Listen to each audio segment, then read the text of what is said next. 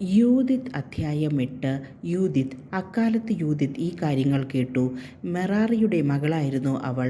മെറാറിയുടെ പൂർവികർ തലമുറക്രമത്തിൽ aux, Joseph, ഒസിയേൽ, എൽക്കിയ, Ananias, Gideon, റഫായീം, അഹിത്തൂബ്, ഏലിയ, Hilkiah, Eliab, നഥനായേൽ, സലാമിയേൽ, സരസദായി, Israel. യൂദിത്തിന്റെ ഭർത്താവ് മനാസെ അവളുടെ കുടുംബത്തിലും ഗോത്രത്തിലും പെട്ടവനായിരുന്നു. ബാർലിക്കൊയ്ത്തിന്റെ കാലത്ത് അവൻ മരണമടഞ്ഞു. വയലിൽ കറ്റ കെട്ടുന്നതിന് മേൽനോട്ടം വഹിക്കുമ്പോൾ അവൻ കഠിനമായ ചൂടേറ്റു വീണു. ശയ്യാവലംബിയായ അവൻ സ്വനഗരമായ ബത്തുലിയായിൽ വെച്ച് മരണമടഞ്ഞു. അവർ അവനെ ദോഥാനും ബലാമോനും മധ്യേയുള്ള വയലിൽ പിതാക്കന്മാരോട് കൂടെ സംസ്കരിച്ചു. വിധവയായി തീർന്ന യൂദിത്ത് 3 കൊല്ലവും 4 മാസവും വീട്ടിൽ താമസിച്ചു. അവൾ പുരമുകളിൽ ഒരു കൂടാരം നിർമ്മിച്ചു. അരയിൽ ചാക്ക് ചുറ്റുകയും വൈധവ്യ വസ്ത്രങ്ങൾ ധരിക്കുകയും ചെയ്തു. വിധവയായതിനു ശേഷം സാബത്തിന്റെ തലേനാളും സാബത്തും അമാവാസിയുടെ തലേനാളും അമാവാസിയും ഉത്സവ ദിനങ്ങളും ഇസ്രായേൽ ജനത്തിന്റെ ആഹ്ലാദ ദിനങ്ങളും ഒഴികെ മറ്റെല്ലാ ദിവസവും അവൾ ഉപവാസമനുഷ്ഠിച്ചു. അവൾ സുന്ദരിയും ആകർഷകമായ മുഖശോഭയുള്ളവളുമായിരുന്നു. ഭർത്താവായ മനാസയുടെ വകയായി അവൾക്ക് സ്വർണവും വെള്ളിയും ദാസീദാസന്മാരും കന്നുകാലികളും വയലുകളും ലഭിച്ചു. അവൾ ഈ സമ്പത്ത് പരിപാലിച്ചു പോന്നു. ദൈവത്തോട് അതീവ ഭക്തിയുണ്ടായിരുന്ന അവളെ ആരും ദുഷിച്ചില്ല. യൂദിത്ത് ഇസ്രായേല്യർക്ക് ധൈര്യം പകരുന്നു. ജലക്ഷാമം കൊണ്ട് തളർന്ന ജനം ഭരണാധികാരിയുടെ മേൽ ചൊരിഞ്ഞ നീചമായ വാക്കുകളും 5 ദിവസം കഴിഞ്ഞ് നഗരം അസറിയായ്ക്ക് അടിയറ വയ്ക്കാമെന്ന് ഉസിയ അവരോട് ആണയിട്ട് പറഞ്ഞതും യൂദിത്ത് കേട്ടു.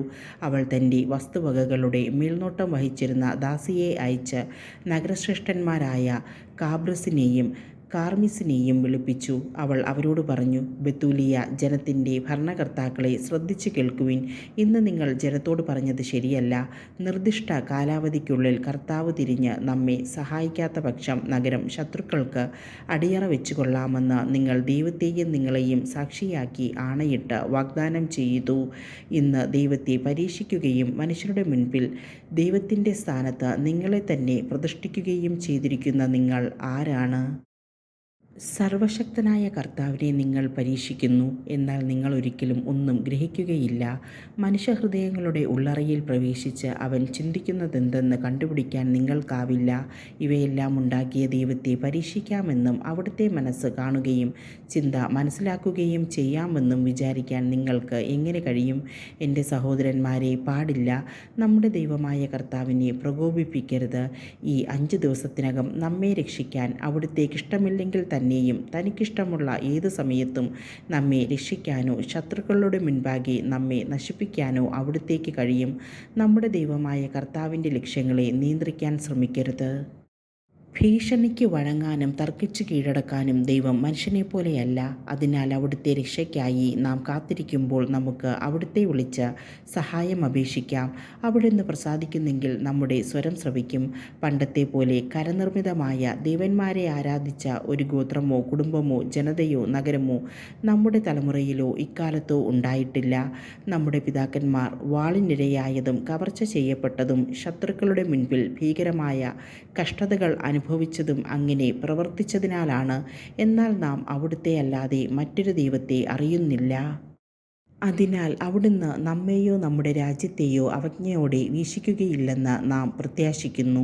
നാം പിടിക്കപ്പെട്ടാൽ യൂദാ മുഴുവൻ പിടിക്കപ്പെടുകയും നമ്മുടെ വിശുദ്ധ മന്ദിരം കൊള്ളയടിക്കപ്പെടുകയും ചെയ്യും.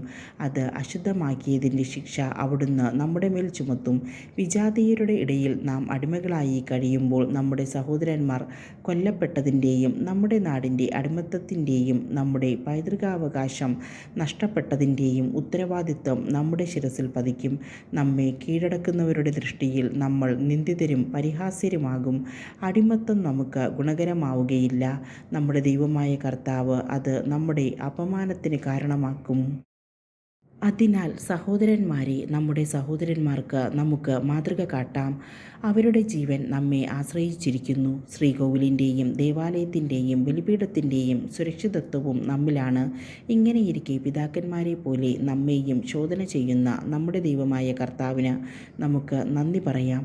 അവിടുന്ന് അബ്രഹാത്തിനോട് ചെയ്തതും ഇസഹാക്കിനെ പരീക്ഷിച്ചതും തൻ്റെ അമ്മാവനായ ലാബാൻ്റെ ആടുകളെ സംരക്ഷിക്കുമ്പോൾ സിറിയായിലെ മെസൊപ്പൊട്ടാമിയായിൽ വെച്ച് യാക്കോബിന് സംഭവിച്ചതും ഓർക്കുക. അവരുടെ ഹൃദയങ്ങളെ പരീക്ഷിച്ചതുപോലെ അവിടുന്ന് നമ്മെ അഗ്നിയിൽ പരീക്ഷിക്കുകയോ നമ്മോട് പ്രതികാരം ചെയ്യുകയോ ചെയ്തില്ല. തന്നോട് അടുപ്പമുള്ളവരെ അവിടുന്ന് പ്രഹരിക്കുന്നത് ശാസനയെന്ന നിലയിലാണ്. ഉസിയ അവളോട് പറഞ്ഞു, നീ പറഞ്ഞതെല്ലാം ആത്മാർത്ഥതയോടെയാണ്. നിന്റെ വാക്കുകൾ നിഷേധിക്കാൻ ആവുകയില്ല. ഇന്ന് ആദ്യമല്ല നിന്റെ ജ്ഞാനം വെളിപ്പെടുന്നത്.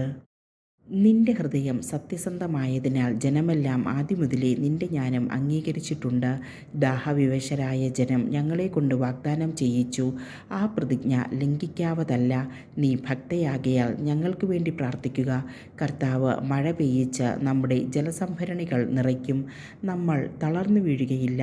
യൂദിത്ത് അവരോട് പറഞ്ഞു, ശ്രദ്ധിക്കുവിൻ. നമ്മുടെ ഭാവി തലമുറകളിലെല്ലാം അറിയപ്പെടുന്ന ഒരു പ്രവൃത്തി ഞാൻ ചെയ്യാൻ പോകുന്നു. ഇന്ന് രാത്രി നിങ്ങൾ നഗര കവാടത്തിങ്കൽ നിൽക്കുവിൻ. ഞാൻ എൻ്റെ ദാസിയുമായി പുറത്തേക്ക് പോകും. നഗരം ശത്രുക്കൾക്ക് വിട്ടുകൊടുക്കാമെന്ന് ജനത്തോട് നിങ്ങൾ വാഗ്ദാനം ചെയ്ത ആ ദിവസങ്ങൾക്കുള്ളിൽ കർത്താവ് എൻ്റെ കൈകൊണ്ട് ഇസ്രായേലിനെ രക്ഷിക്കും. എൻ്റെ പദ്ധതി എന്തെന്ന് അറിയാൻ ശ്രമിക്കരുത്. ഞാൻ ചെയ്യാൻ ഉദ്ദേശിക്കുന്നത് ചെയ്തു കഴിയുന്നതുവരെ ഞാൻ നിങ്ങളോട് പറയുകയില്ല. ഉസിയായും ഭരണാധിപന്മാരും അവളോട് പറഞ്ഞു, സമാധാനത്തോടെ പോവുക. നമ്മുടെ ശത്രുക്കളോട് പ്രതികാരം ചെയ്യാൻ ദൈവമായ കർത്താവ് നിനക്ക് മുൻപേ പോകട്ടെ. അവർ കൂടാരത്തിൽ നിന്ന് പോയി സ്വസ്ഥാനങ്ങളിൽ നിന്നു.